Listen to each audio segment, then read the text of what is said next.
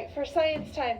Remember when we watched the video about adaptations, animals adapting to where they live? In your science book, turn to page 116. We're going to read about adaptations.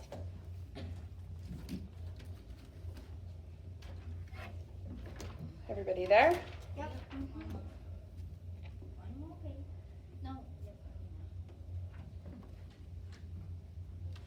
All right, so staying alive, adaptation. Life in the wild isn't easy.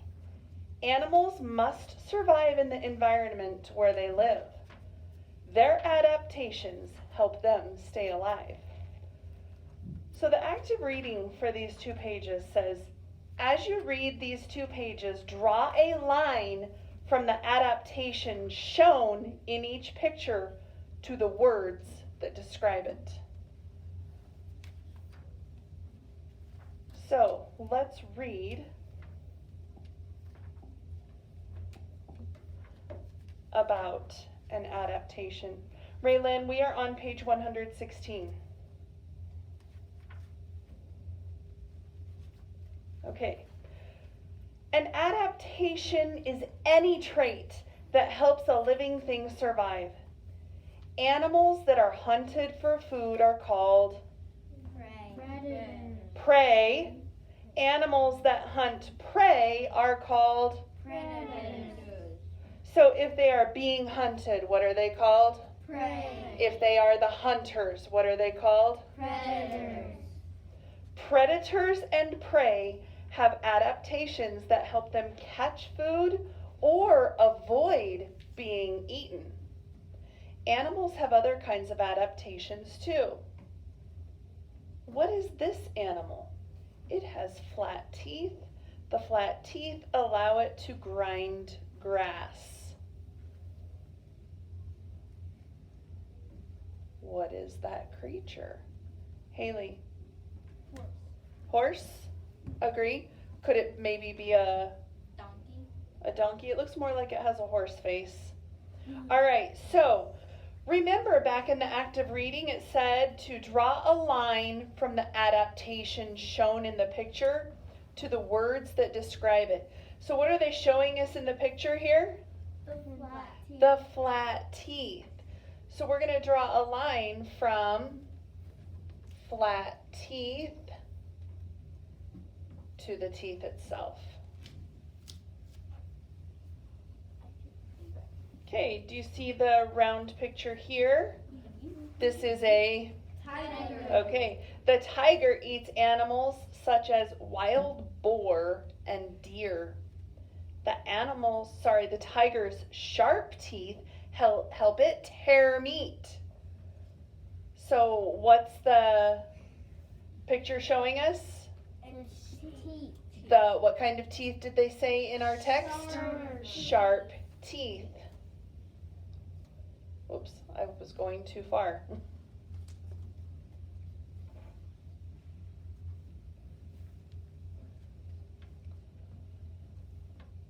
All right, looking over at the next page. The Arctic hare lives in snow and ice. Less heat escapes from its small ears than from the larger ears of other hares.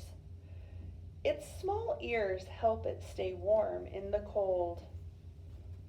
What was it talking about here? Ears. What kind of ears did it say it has? Small. Small ears.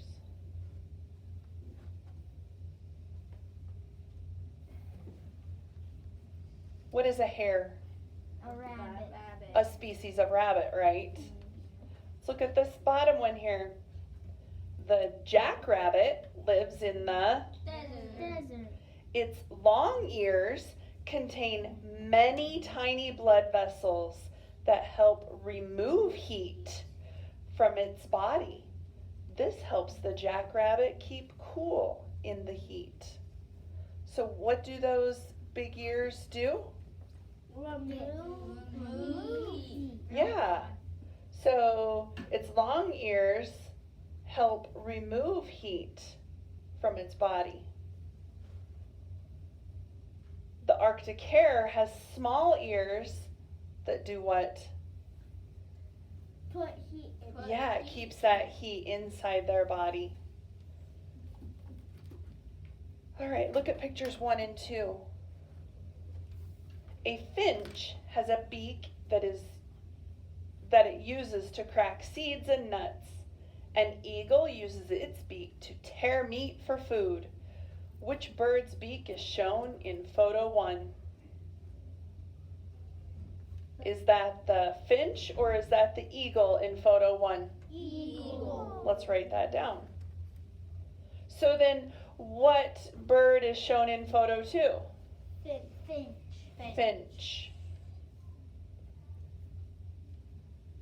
Do all birds have a specific beak for helping them be able to survive? Would an eagle be able to survive with a finch's beak? No. No. All right, let's look at the next couple pages.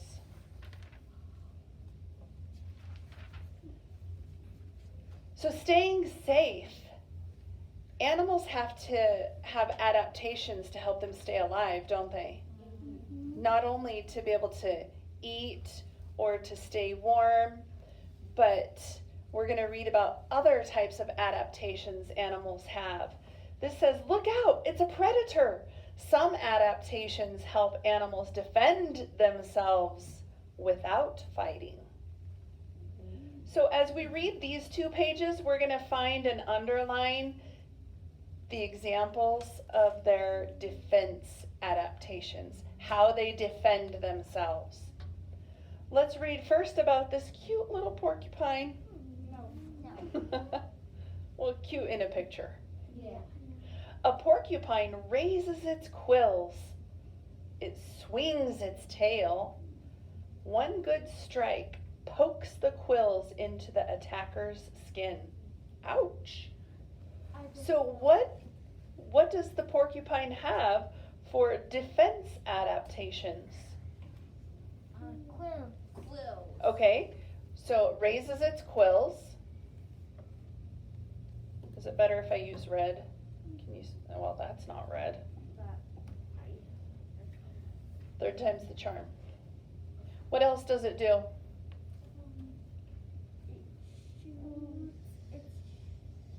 Haley? It shoots, like it kind of shoots one out, and then it goes into the. Bless you. into the skin. What other defense mechanism did it say that it had, though?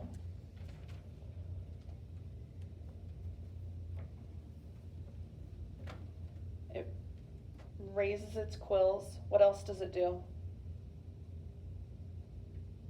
What's that next sentence, everybody? It swings its tail. Swings its tail. What's the main defense mechanism that it has, though? Quill. The quills, right? Those are the things that can hurt the other animals. Ooh, what's this next one? Skunk. They smell amazing. Yeah. Definitely want to. A skunk's spray has a bad odor. Even skunks dislike the smell. The spray also burns the eyes.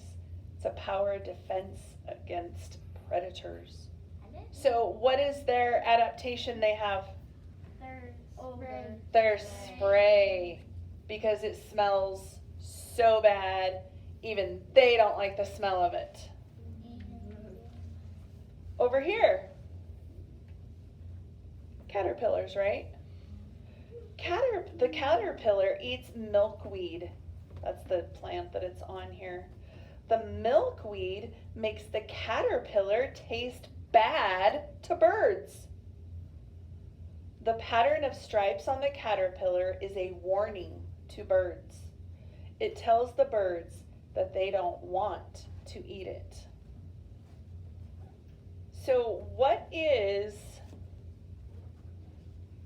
the defense mechanism that they, or the defense adaptation that they have?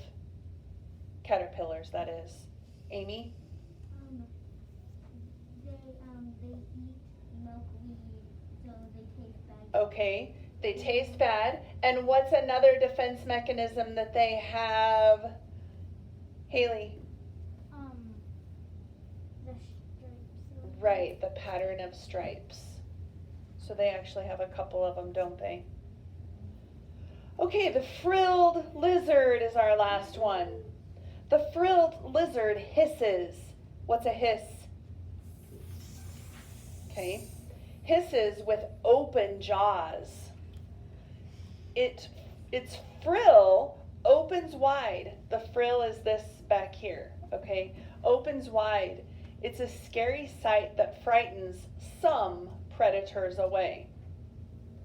So what's its main defense adaptation?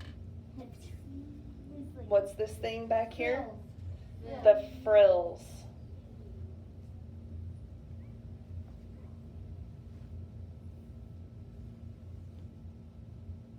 All right, one more here. Sound the alarm. Like pet dogs, prairie dogs bark when they sense danger. How does this adaptation help them survive? Write down how you think it helps them survive. How can barking help prairie dogs survive?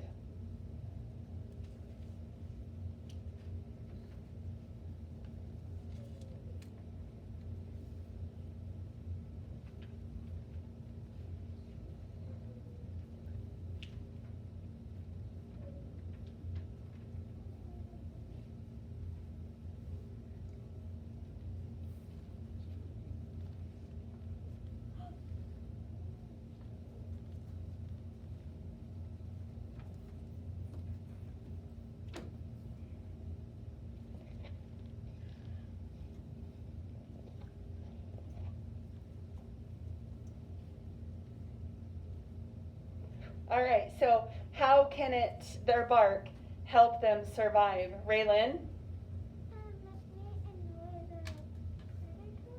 Maybe like annoy or startle them. Okay. I've called on you a couple times. Jenny?